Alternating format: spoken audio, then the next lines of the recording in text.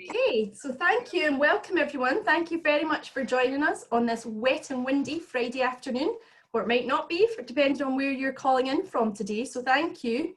So today's webinar is around planning in a time of uncertainty. We're going to address the global and conceptual effects of external trends on UK businesses and the critical need for future planning. We're going to learn how to survive and thrive as life goes back to normal. So I'm delighted to introduce our speaker today, who's David Burrell. He's a world-renowned strategist, a researcher and practitioner. He's also the founder and CEO of Future IQ. So you're in for a treat this afternoon for those who haven't heard David. He's an amazing speaker. I'm really looking forward to today. So can I just ask that everybody goes on mute initially? And if you've got any questions or observations, if you could use the chat function along the way, that would be fantastic. And as I said earlier, I'm recording the session, so I'll share that with you afterwards, and also some of the contact details and other materials that Future IQ has to offer. So over to you, David. I'll hand over now. Thank you. Okay, thank you, Kirsty. Hello, everybody. Great to have a bit of time with you. So I wanted to just talk about the format of how I wanted to conduct this, because we've got a good sized group, like 20 people. So I think this is going to be really conducive for a discussion as opposed to me presenting at you, right? So what I'm going to do is I'm going to just sort of set the frame a little bit with a few slides, and then share some of our thinking about what are emerging trends and how the world's kind of unfolding in a period of uncertainty. And then I'll go back to us all on the screen. We can have some discussion about, some certain elements, and then we'll go to a little bit more information, and we'll do that sort of 2 or 3 times. And that'll give us a chance, I think, to kind of explore these topics, because I'm actually really interested in a kind of a discussion about, your thoughts or reactions to how we're seeing the world and what some of our predictions might be for the future.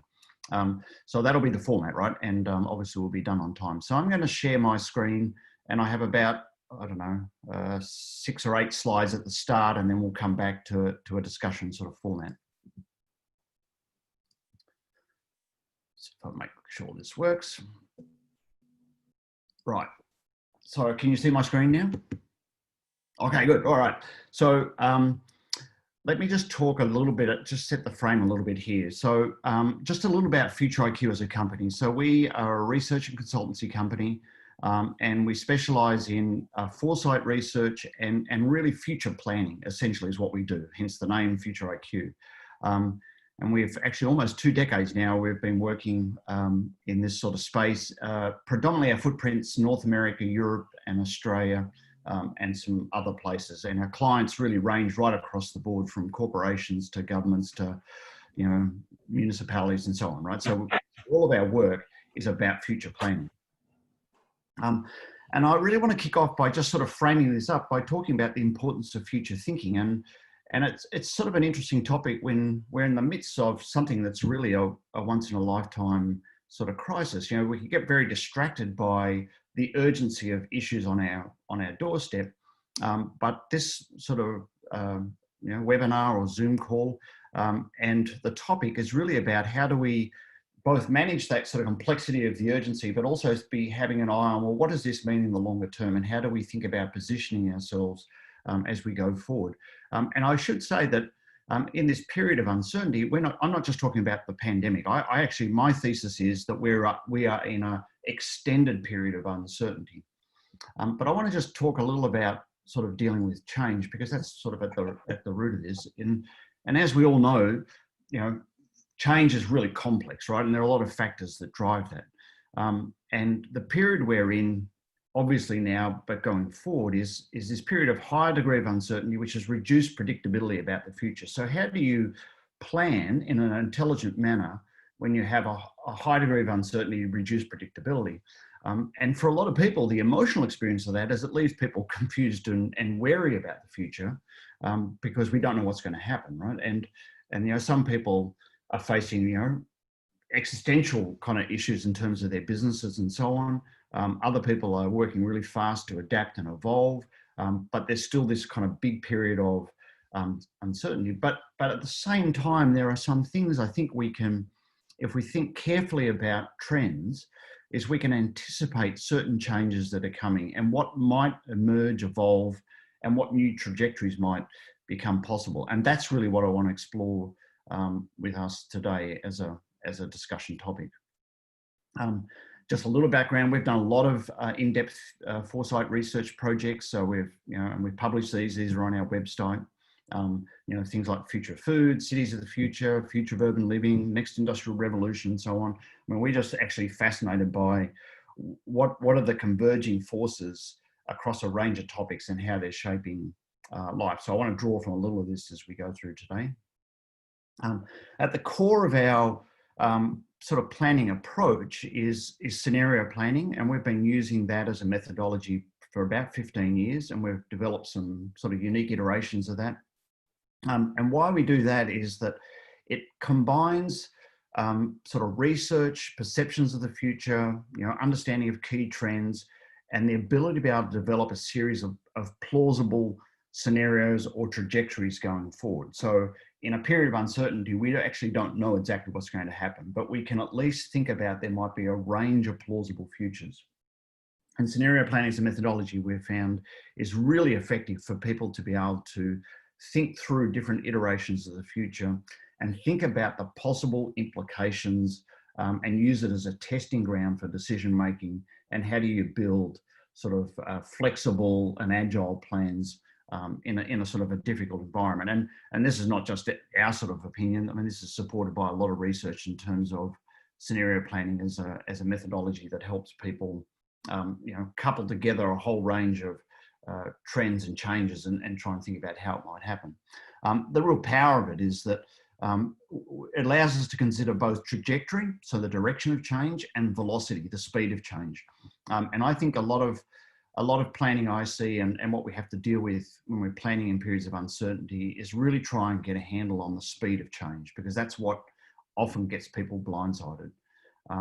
But the magic of it is that the process helps alter our perception of how certain decisions may play out over time. And so it's that ability to be able to kind of game out or speculate about it. Well, if certain things happen or we take certain sort of steps, what might be the intended and unintended consequences over time? And at the same time, combining a whole range of potential trends and trying to understand those. So turning to the topic at hand, right? So that's the sort of background about Future IQ and so on. So obviously the current pandemic highlights this, right? And this period of uncertainty. What we've been doing in Future IQ is we've been really trying to think through if our thesis is that we have this pandemic, but actually we are in a period of extended uncertainty, because there's a lot of other things that are coming. Things like climate change haven't gone away. Geopolitical tensions haven't gone away. Societal changes, is coming and so on. And I want to talk a bit about that. So what we've been trying to understand is in the current pandemic, but in that context, which trends are being amplified and accelerated? What changes might be more elastic? And what I mean by that is, we might see changes, but to what degree do we snap back to normal when sort of the emergency of a pandemic is over? So trying to tease apart, those things that are actually really just underlying trends that are just being amplified, accelerated, and which are those that are, we adapt, but we're going to snap back to the way we were. And where are we at with potential tipping points, right? And I want to present a little bit of information about each one of these sets of trends that we think, and then have some discussion about what the implications might be in the context of businesses and so on. So to take the first topic area, right? So which trends are being amplified and accelerated, right? So this is not the total list, of course. It is our thought about what we're seeing in terms of those key ones.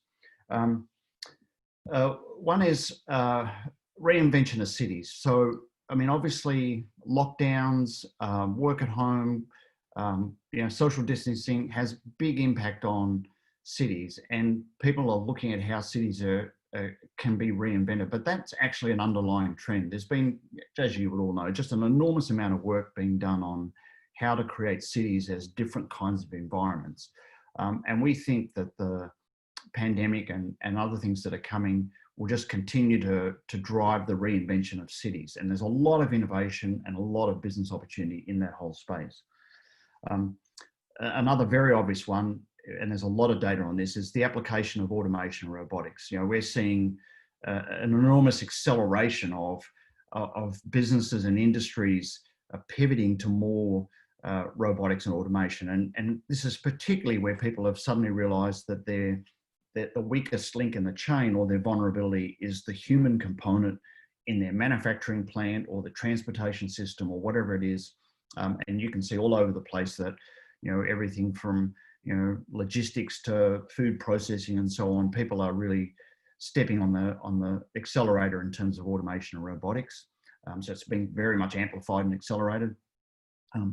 Instant health data, this is a really kind of interesting one, is I don't think I imagined that we'd see the day where, there'd be so many, heat sensors and everybody's just getting scanned everywhere they go, and, walk past scanning and all that sort of stuff.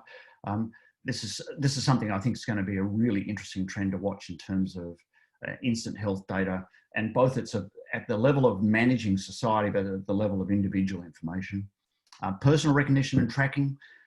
If anybody still thinks that privacy is that we have privacy, I think that game's long gone, right? Obviously, the requirements of managing a pandemic will just amplify and accelerate personal recognition and tracking. And, you can look at the number of cameras that are installed and so on, and all those things, that's just a massive trend.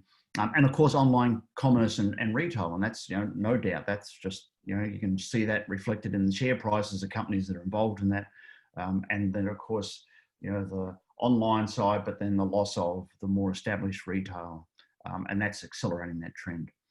Just a couple of data points, and then I want to sort of come back to a discussion. So these data points are going to underpin these points here that I've talked about. This is sort of a chart that looks at the increasing capability of digital technologies, and if you can see my mouse here or my cursor, what I really want to talk about is the implications or the impact of artificial intelligence. And so we're in 2020, and on this chart, the cumulative capacity is the vertical axis and times the horizontal. Artificial intelligence is in its early days, and it's really become possible, or the acceleration of artificial intelligence has become possible due to basically the combination of a number of converging factors. So one is the Internet of Things, cloud computing, big data, analytics and visualization, but also the understanding that computers learn in a very similar way to the human mind. And so those things have combined in the last sort of 5 years to really create an environment where artificial intelligence is going to accelerate, right? And that's really an underpinning technology of all the other things I just talked about that are here. So the reinvention of cities, the automation, robotics, instant health data. Even you can see now that artificial intelligence is being deployed to look for vaccine solutions and so on. So there's this whole world that's going to accelerate and be amplified, I think, out of this current level of uncertainty. And to put that in perspective, if you look at, when are things like, when's artificial intelligence and machines going to be better than people, right? So this is from some research that's been done at Oxford and Yale. We're talking about translating languages by 2024, folding laundries by 2020, driving trucks by 2027, and so on. But the trajectory here is really that by 2060, AI will be able to do all human tasks, at least as good, if not better than humans. So what does this mean as we go into this world of accelerating artificial intelligence? And of course, there's this whole issue about the place of humans in the workplace, or the role of humans. We've sort of been working on these digital continuums, lean continuums in manufacturing, but you start to throw in androids and advanced robotics. There's a sort of an accelerating issue here of role of humans. So I want to kind of throw this to some discussion. So these are some trends that we think are being amplified and accelerated. So and across the board, reinvention of cities, technology, health, online commerce and retail, those sort of changes. And what do we think the implications of these might be for business in the next, say, 5 years? And I'm going to just stop sharing my screen so we can kind of come together as a group. And I'm going to throw this open, right? So I know there's some kind of big chunky sort of trend lines there, right? But our observation is that these are issues that are being accelerated by the current sort of uncertainty. You know, you can look at, you know, the explosion of, you know, value, the underlying value of companies like Apple or Google or, you know, Amazon and so on. What do we think the implications of that is for the business environment in the UK and for, you know, leaders and industry groups? So let's have some discussion here. There might be something in the chat box. Let me have a quick look on that, right? So Man, I might start with you, right? So you made a comment here about, are any sectors more significantly at risk or less? So do you want to just elaborate on your comment there? Yes, thank you. I suppose I work in education, well, actually in marketing for education. Yeah. So, you know, student recruitment, but also increasingly in other services, marketing related. But of course, the education sector, whilst in research, leading the thinking in some ways, in its operation, quite often backward looking and almost protectionist. And it's kind of understanding, as somebody who serves that sector particularly, is that, you know, we were joking, sorry, I was at a board planning meeting, I'm chair of the board, I had a board planning strategy meeting yesterday, and we were saying, actually, wouldn't we like not to be in aero, you know, supporting the aero industry at the moment? Isn't it good to be in education because it's relatively stable with a relatively mixed economy within it, with public sector, private sector funding, etc. So it's not a bad sector to be in. It's just that view of what's going to, in your view, change more radically and more quickly.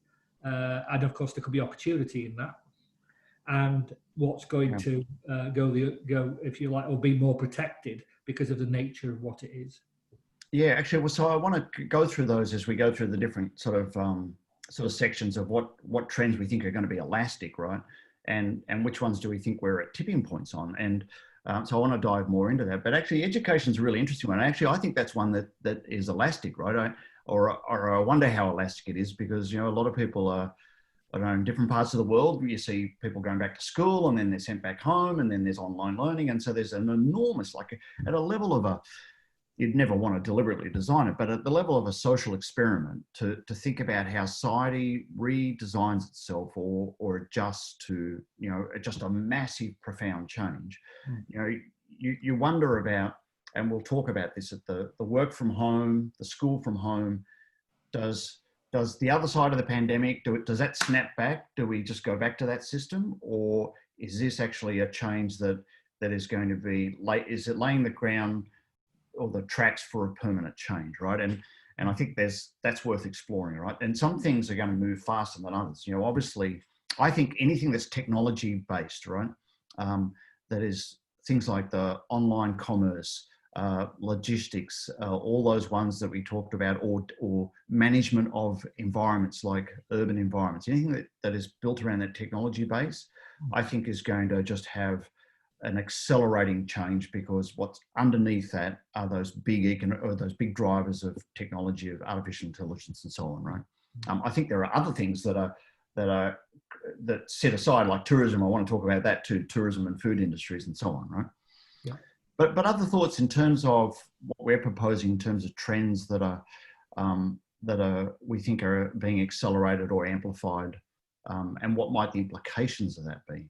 What do you think? It's kind of what I'm keen on, right? I mean, obviously I have my views, right? And I'm sharing those with you, but what are your thoughts?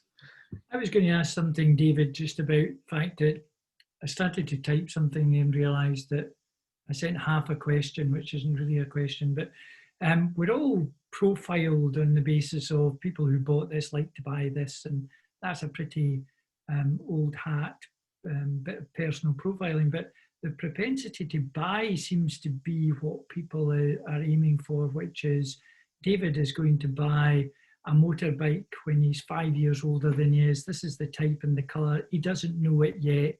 So at this strategic point, I'm going to market to him. So there's a feeling that from an AI perspective, people will almost know us better than we know ourselves. How close do you think we are to that? Well, that's predictive analytics, right? And, you know, I think that's part of that world of artificial intelligence, obviously, right? And you can be terrified or you can be excited about it. Take your pick on it, right? But I think there's two things going on. There's obviously predictive analytics is really just an extension of an existing trend, which is to understand group or population, responses, right? I mean, insurance companies have been doing this stuff forever, right? How they work out your insurance premiums is based on, probabilities and historic trends and so on, right? The other part I think that ties very interesting to the predictive analytics of what our sort of behaviors might be is that and I'm going to talk about this in terms of, are we starting to enter a world of insular bubbles, right? So, we, in a world where what comes at us is informed by these technological platforms, then to a greater degree, we're being fed what we are being fed rather than we're selecting, right? And if you look at an extreme example, say take the US elections, which is a really interesting kind of dynamic going on at the moment. If you go there, there's two universes, right? There's a universe that is, either political end of the spectrum, and they have essentially their own echo chamber of narrative in their media worlds and so on, right? And so if you think about that at the level of what's the bubble we live in and what's presented to us, that kind of gets really interesting. And I think there's I think we're going to have some sort of big debates in society about this as we go forward. But I do think that predictive analytics is going to have a big impact. Part of what we're going to have to work out is how do we govern ourselves and how do we make decisions as people at different scales when we've got this kind of overlay that's quite different to what society was like 20 years ago. Yeah, I was just thinking in relation to Martin's job, which I guess might be in student recruitment or potential student recruitment, that the predictive analytics would say is people who have parents of this age, of this origin, of this profession and job, in this geographical location, with this temperature, who have social media fingerprints like this, are likely to go to the institution that Martin's recruiting for. So therefore, that just tells them who's coming. Therefore, he knows who to go to rather than do a spray and pray type of marketing. I'm feeling that that's where we're heading. That was, I guess, where I'm coming from. Good. So let's pick that up when we get to talk about insular bubbles, because that's a kind of a thought I hadn't really pursued, Brian. I hadn't really thought about that sort of insular bubble at the level of even down to determining what sort of institutions we end up going to and so on. But I want to keep going, build some more layers here. So I'm going to just jump back and share my screen here and go to the next page, right? So, all right. So here's some of the changes we think may be more elastic, right? And so what I mean by this is, okay, there's been sudden dramatic change because of the pandemic and all the requirements that go with that in terms of how we manage ourselves. And there's a fair bit of discussion actually at the moment about are these tipping points, or are these macro trends, or are we going to see these things upset? So my notion of elastic is, change can occur, we get stretched out, but when whatever's driving that stops, we snap back to the way we were, right? So, so here's some things that we think may be sort of elastic, right? So mass urbanization. Oh, and also I would say too that the longer the system changes, and in this case, say we're required to work from home, but the longer that system is like that, the less elastic it becomes. So the more likely we're able to evolve and adapt to a new way of operating and less inclined to go back to the way it was. So mass urbanization one, right? So there's a lot of discussion about, and there's really interesting, sort of anecdotal and actual information about, this flight of people from cities into peri-urban or rural areas. And some people are sort of saying, oh, this is the end of cities and so on.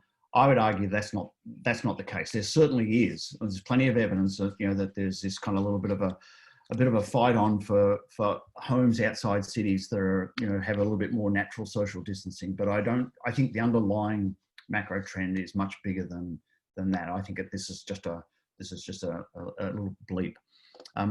There's another one that's quite interesting, I think, which is financial equality. I mean, obviously, we've been in a period where there's been this sort of growing disconnect between the haves and the have-nots, more wealth being accumulated by fewer people and so on.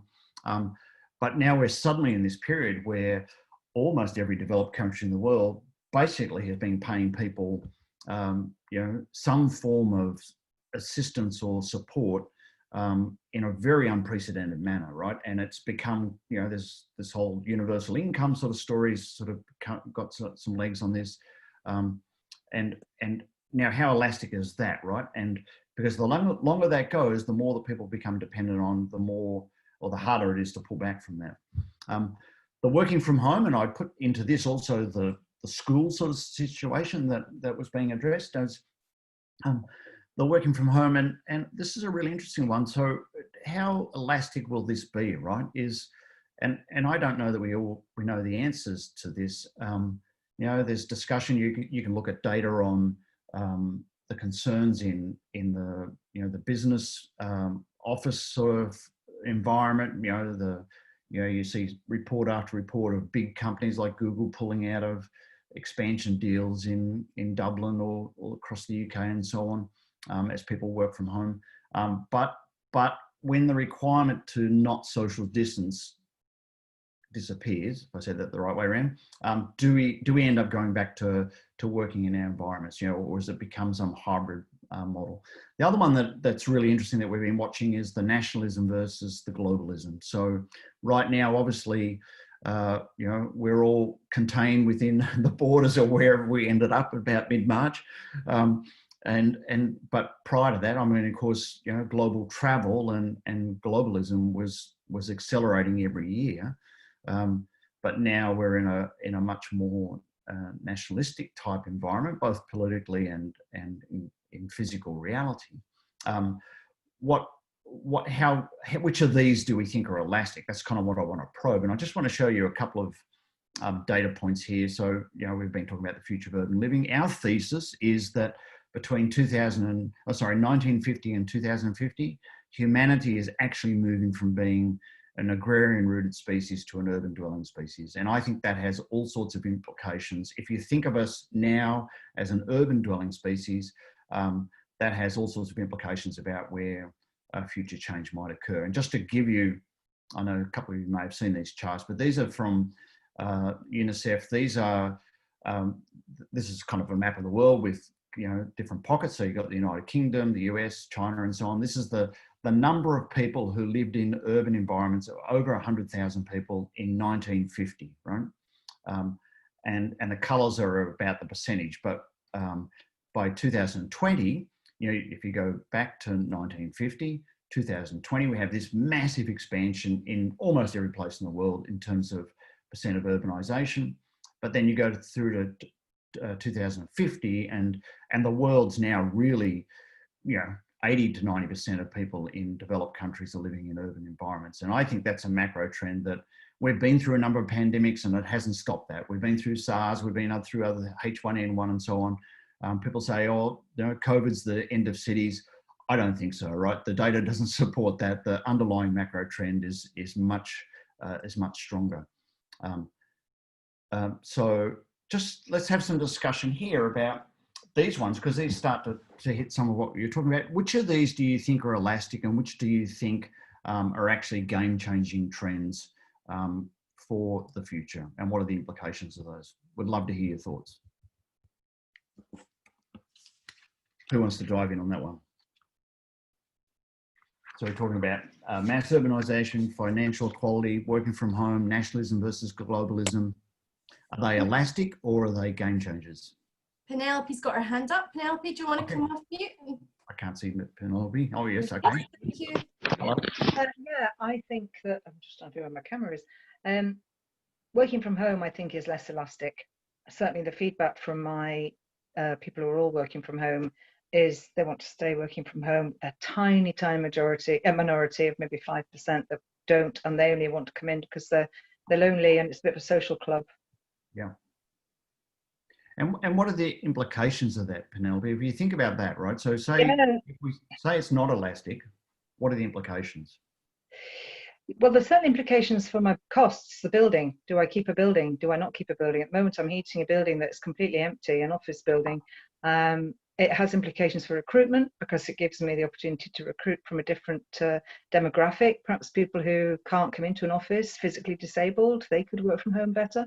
So I think it has positives and it has negatives, because the negative side is people don't like necessarily being trained remotely. So training is an issue. How do we manage that? But generally, it hasn't had a negative impact on my business. So I'd be okay with it. Yeah. Personally, I'm not a big fan because I can't get a feel for how the business is going. But if it works, then yeah. It's a really interesting one too, because we've been trying to think through what might be the desirable or the undesirable intended, unintended consequences, right? So, obviously there's all sorts of implications for office space and those type of things. But if you can work from home, does that also mean you can work from anywhere? And so does it mean that, for example, we may draw our workforce from our immediate geography? Well, why aren't we using somebody in India? And I think it could have some really interesting disruptive impacts. I mean, we sort of saw the call center phenomenon, right? So think of this as call center on steroids, because you've got all the other technology that goes with it. I mean, we're having a really interesting discussion here with a group of people, and we're all sitting God knows where, right? But we're doing it through this virtual platform. If it's not elastic, it doesn't go snap back. What are the other implications in terms of business competitiveness and how we? But I also think it cascades in other ways too, which is how do we design our houses? So you see a lot of Zoom calls and somebody's sitting in the spare bedroom, or like I am in the apartment on the end of the house, or they're sitting in the landing on the stairs or somewhere. Well, if this becomes permanent, then architecturally things are going to get changed and morphed as well. And if you layer on top of that education from home, like that learning from home as well, then you start to get a different set of drivers. But good comment, Penelope. Other people, what's your perspective on the elasticity of this, or what the implications might be? I see Paul. Yes. So it's just funny because I'm sitting here in Dubai joining you all. So this is echoing the thing that everybody else is saying about, how does that increase your ability to get anybody? So I've learned for a little while personally that I can work from anywhere because I'm probably the most mobile of my team. My team have learned over this period that they can work from anywhere too. So they've been kind of pushed into that. And I find a slight difference. I was agreeing with Penelope that some of my younger team miss the social aspect. They're a little bit lonesome, having a chat, meeting people and so forth. And some of my other members of my team that maybe have family or whatever the heck it is, they found it, okay, it's challenging because they've had to teach their kids from home and all the rest of it, but actually a delight. They've really, really enjoyed the fact that they don't spend an hour getting into work and an hour getting out of work. And my office, I have the slight problem of being both the landlord and the tenant of my business. So in my business head, I'm thinking, do I really need this property any longer? And again, I've been doing a lot of thinking about when this type of thing is great. I've heard quite a few people, and I think I sort of agree with it, that most meetings you can do like this, but there are certain strategic type ones, and maybe that's just technology waiting to catch up, that people feel they need to be with them so they can spark ideas and write things on the wall and God knows what else. So, but most people are finding that they can do a huge amount remotely. So I kind of echo that. So I agree that of all the ones you put up there, I felt this was less elastic. And I also believe that the point that you made, that if this pandemic carries on for another year and we're working this way, it'll become normal.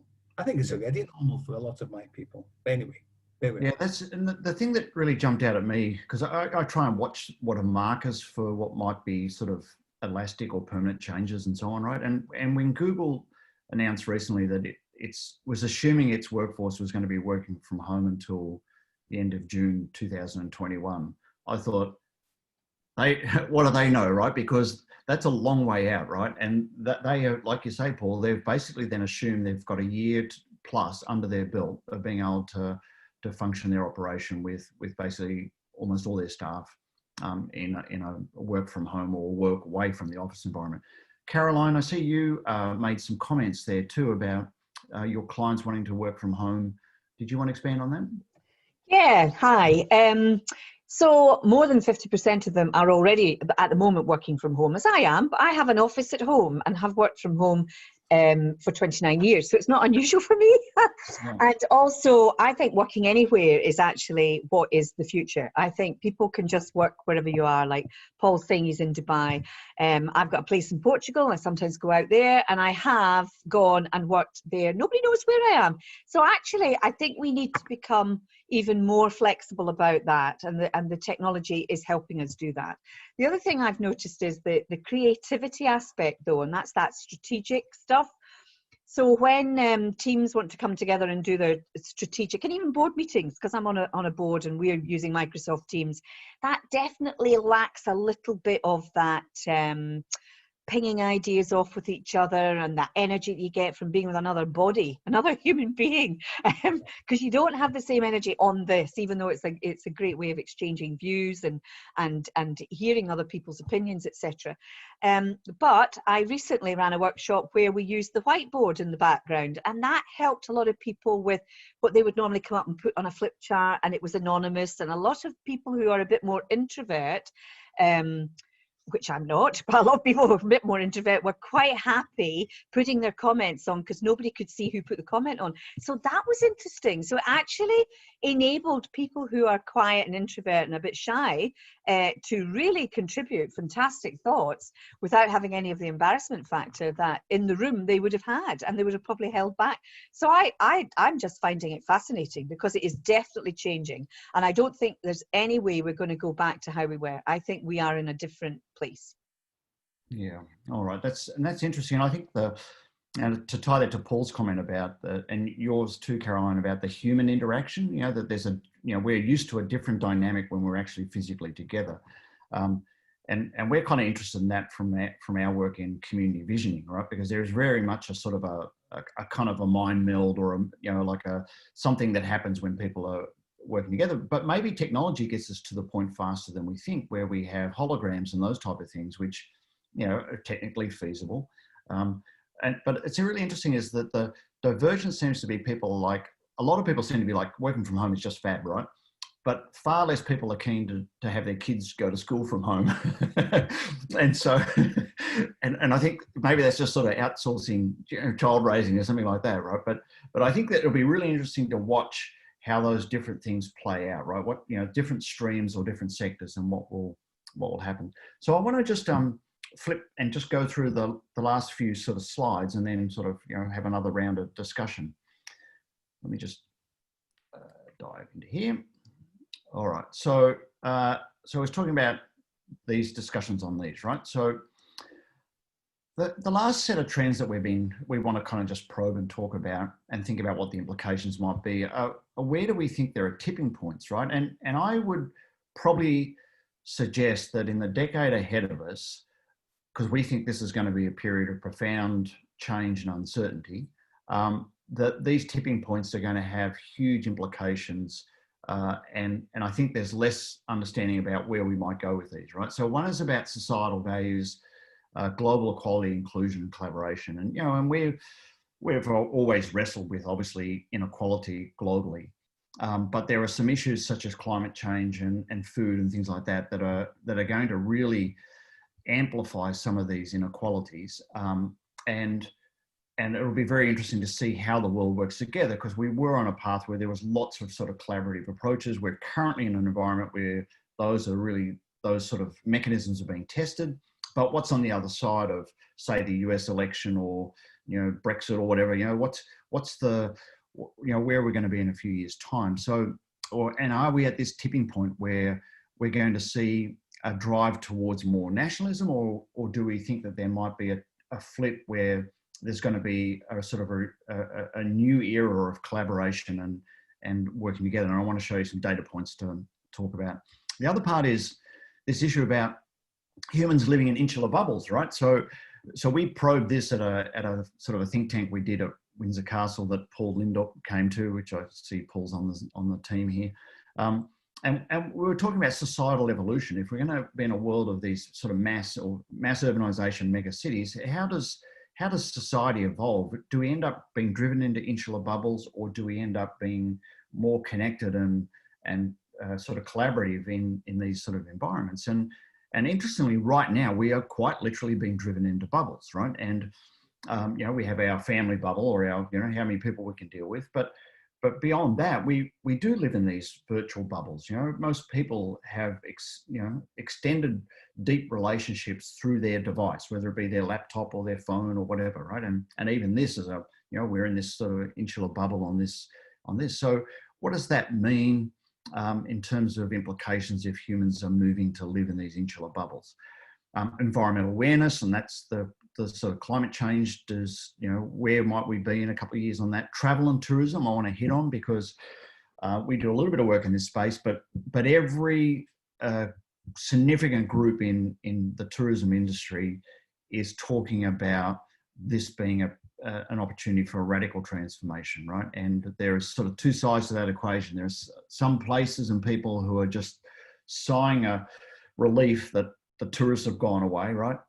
There are places that are particularly in the sort of the day trip around big cities are just being blasted in these sort of blast zones of people who are not traveling too far, but they're really just doing sort of almost domestic local tourism.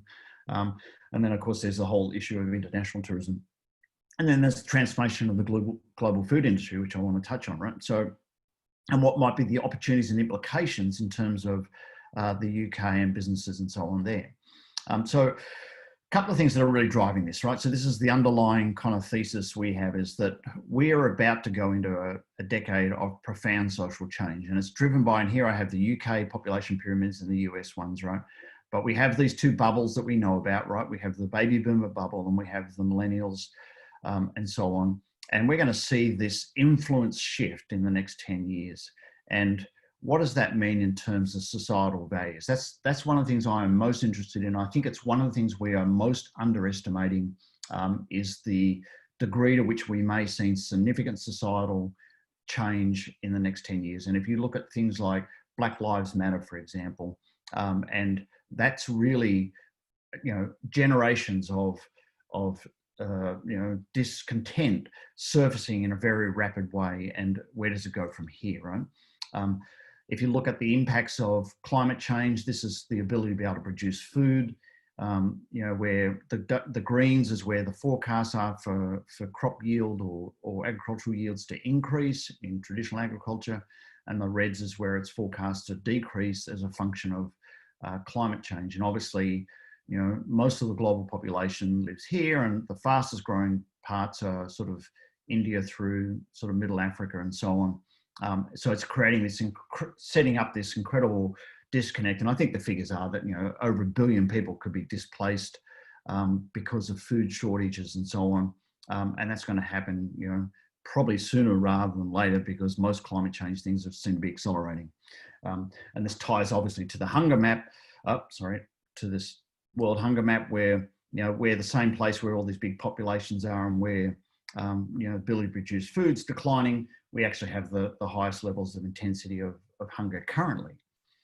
And the other kind of data point here is, you know, this whole growth paradox, this question of, can tourism ever actually really be sustainable? And the big debate, of course, is, you know, or a big sort of movement is, how do we use this pause in tourism to think about building sustainable tourism industries? And there's probably a school of thought that tourism, as we've known it, may look very different in, you know, 5 or 10 years time. You know, and I sort of raise this because, you know, Scotland and other places do have significant exposure to the tourism industry and so on. You know, do people travel in the same way? Do centres, how do they deal with over tourism and so on? And are we at a tipping point, right? Because, you know, the pandemic almost arrived at the perfect time, because there was about to be an enormous pushback and alienation about tourism. So some discussion, right? So these are some thoughts we have in terms of where there might be significant tipping points that could be profoundly impactful on our lives and our business in the next 5 or 10 years, right? So this a macro shift in societal values where there's a new shift to global equality, inclusion and collaboration, like a real reset, right? Driven by the shared needs to deal with climate change and actually not just people are hungry, but people are starving or something like that, right? This impact of people living in insular bubbles, right? Where technology and our experience, we have less need to connect to the person next to us or in the village we live in or the community we live in, but we live in a very rich, community insular bubble. What does that mean for businesses? Environmental awareness, travel and tourism, transformation of the global food industry. I didn't say a lot about that in terms of the data point, but that's really underpinned by those shifts in the ability to be able to produce food. So, and a number of these actually are key economic drivers in the part of the world that we're talking about. So, so let's go to some discussion on these, right? What are your thoughts about, do these tipping points, right? How might they impact, what might be the implications, right? And just to reiterate, we're talking about the potential shifts in societal values, impact of humans living in these insular bubbles, awareness of macro trends around climate change and so on, travel and tourism. What are your thoughts about these macro trends? And are we at tipping points? And are there tipping points that we didn't cover in that need to be on your radar if you're planning in uncertain times? So I see Martin's made a comment here, or Caroline. Were you talking to this one, Caroline? I see there's a note on chat here. If we have left bureaucracy in process. Sorry, yeah, that was just about, I've made a reference to the book Humanocracy. That's Gary Hamel from Harvard, I think, has written with another guy whose name I can't remember.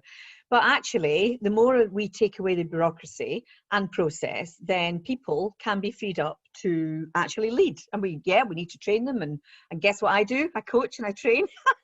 Yeah. So that's right up my street. So people do actually we still need the leadership element, and we still need that. In fact, I think that's what's coming out more and more. So in my coaching, because that's what I do for a living, I'm finding people are really needing to connect emotionally and get that support and look at themselves differently. And so they do need leadership support. And throughout the pandemic, that's been patchy for depending on the organization and how the organization and their leadership management have coped with the crisis. So that's what I'm talking about there, really. Yeah, it's an interesting.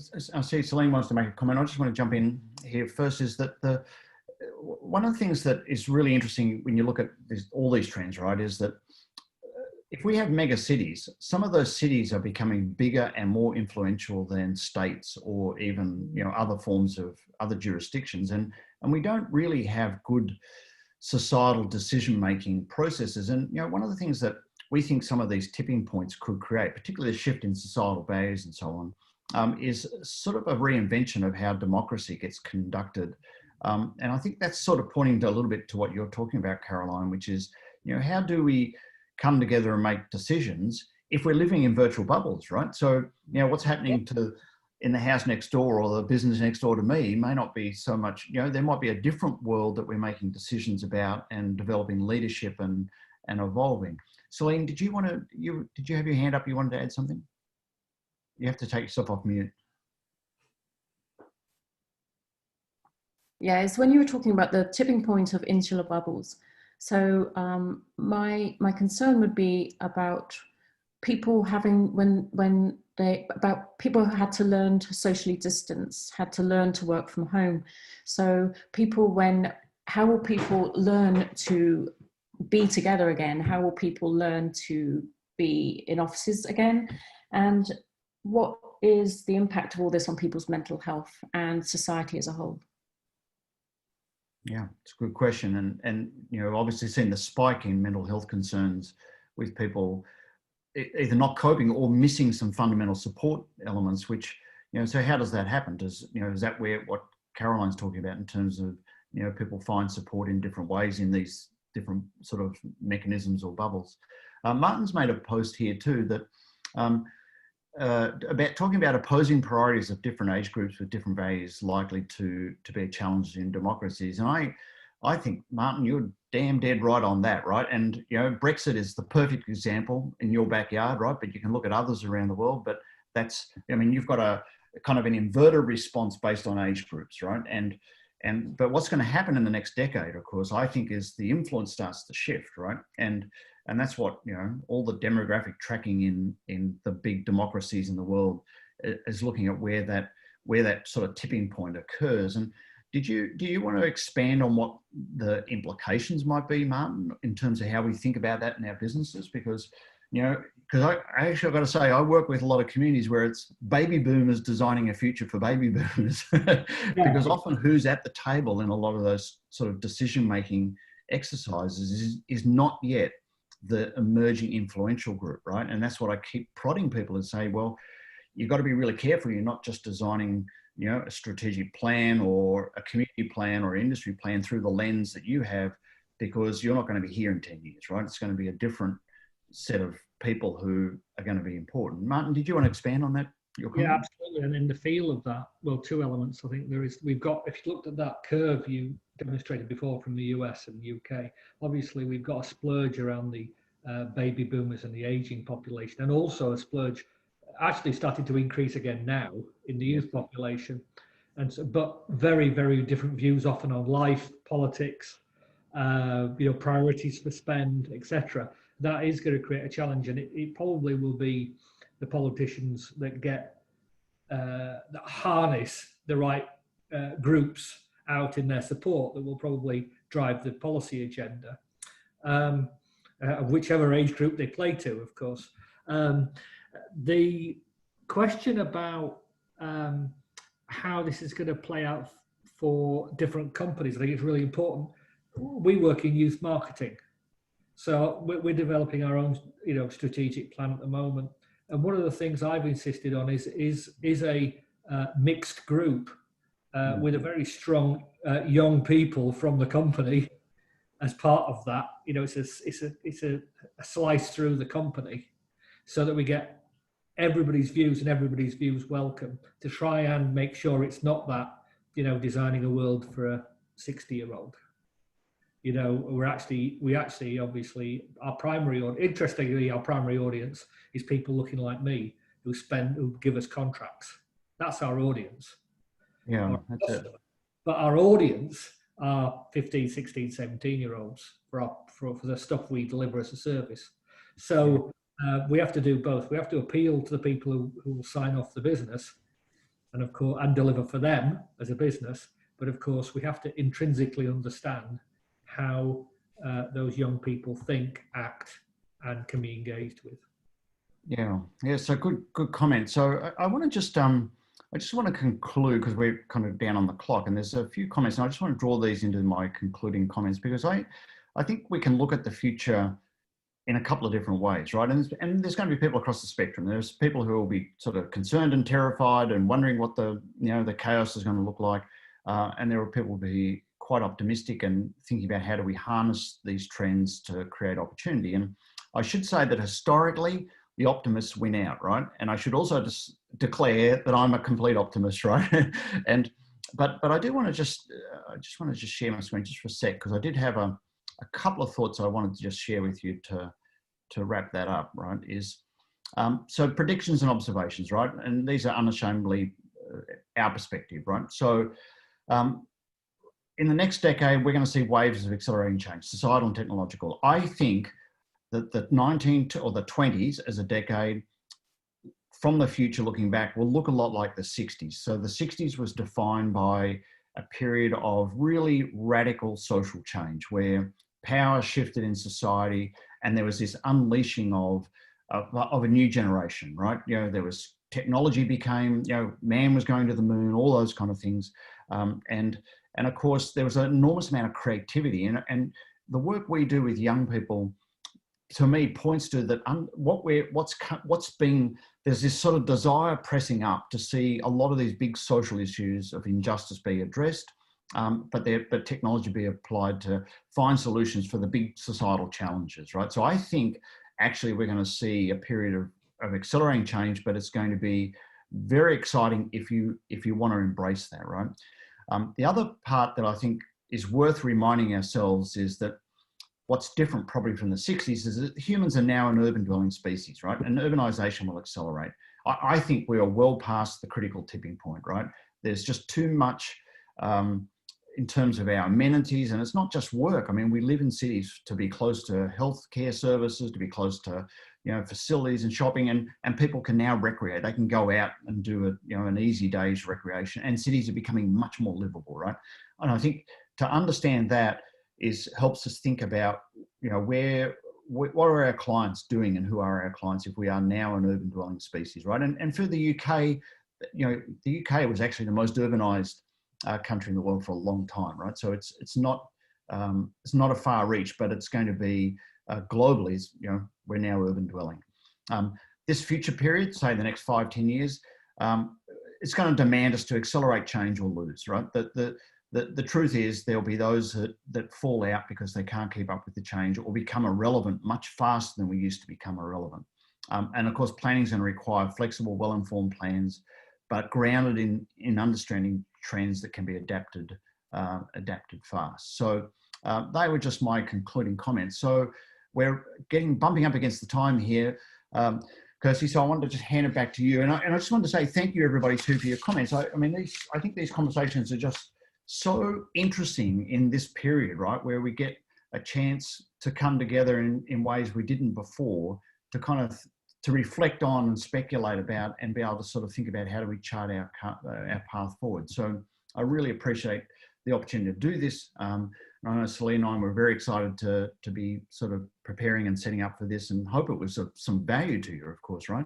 But Kirsty, can I hand that back to you now to wrap this up for us? Thank you. Thank you so much, David. That was fantastic. And thanks everybody as well on behalf of the IOD for engaging with us and sharing your thoughts. And I'll share a lot of David's materials, and I would encourage you to have a look at some of this research and to connect with Celine and David, who I know would be happy to speak to you. So thank you so much, everyone. We really appreciate your time, and look forward to you joining us hopefully next week. We've got a whole new range of webinars and a whole vast range of subjects. And thanks again for your time, and have a lovely weekend when it comes. Thank you. Okay, thank you. Bye.